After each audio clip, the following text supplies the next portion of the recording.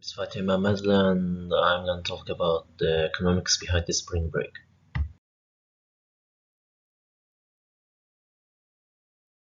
It's a photo of my friends and me from our trip in the spring break. Well, me and my 9 friends went to Flagstaff to Grand Canyon and visit some small towns through the visit. It was great city with its fresh and cold weather as well as its soft warming houses. People were also very friendly, which made our trip even better.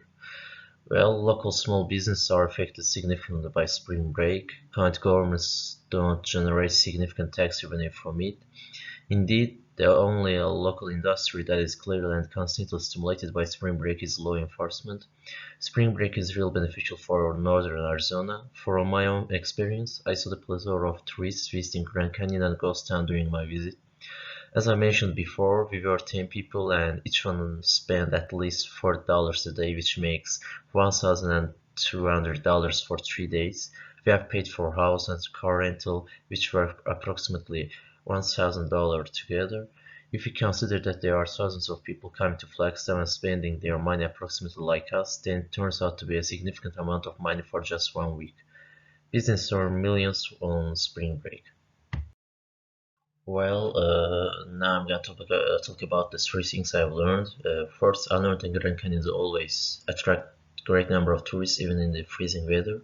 Second, I learned it's not necessary for city or town to be very modern to keep small and local business going.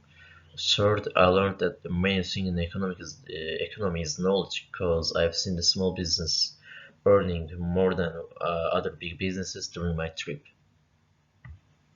Well, 2 things I will apply to my life. First, as I was in the Flagstaff stuff and saw the people's interest to Grand Canyon, I would like to open a small cafe or shop in Grand Canyon National Park because there were not many businesses in there in future. Second, as I mentioned in the above, I would like to open a small business and therefore I would like to live in there too. And the last one is one thing I would like to learn more about. Well, I would like to learn more about taxes and some difficulties about opening a business in Grand Canyon because it's real interesting to me why there are not many businesses in there.